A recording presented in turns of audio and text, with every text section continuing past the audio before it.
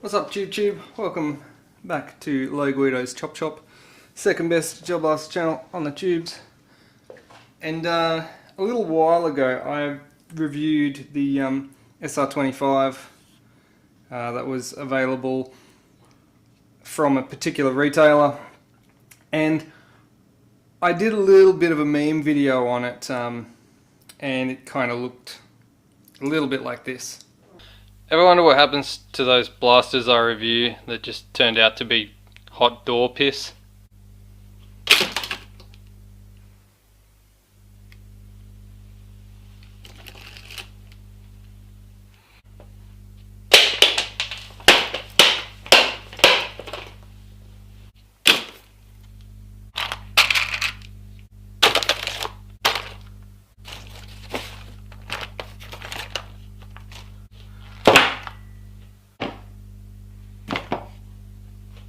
And I got a request, at least one request, asking me for an update on what's going on with it now.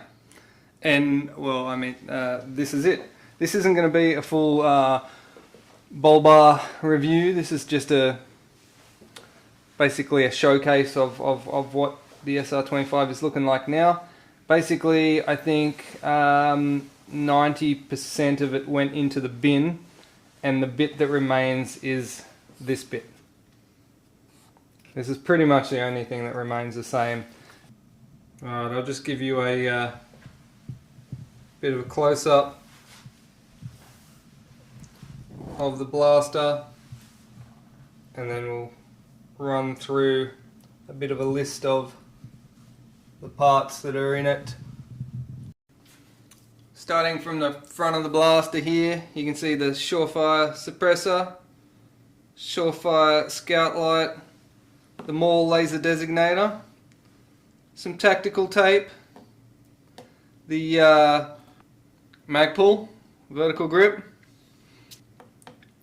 We've got the Modbutton, a remote button up top there, and then on the Geissele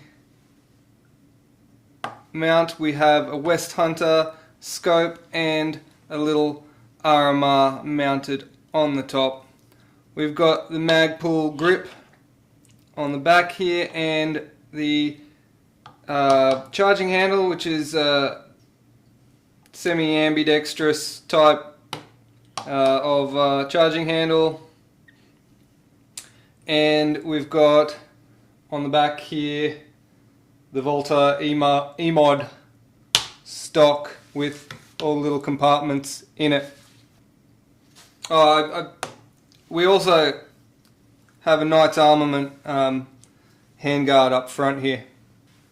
On the inside there is a CNC MK Hybrid 92 gearbox fitted out with SHS 18:1 gears. We got a M160 Big Dragon motor in the grip. There is a SHS M120 Spring and a Perun Hybrid MOSFET sitting inside there. There's a Nadda Hopup in the front end, sitting on a 7.4mm alloy barrel. The T-piece is a custom one that I 3D printed. Buggered if I could find a T-piece for this blaster anywhere in the world, so I just had to make my own. Let's take it to the chrono and let's give it a burl. All right, here we go.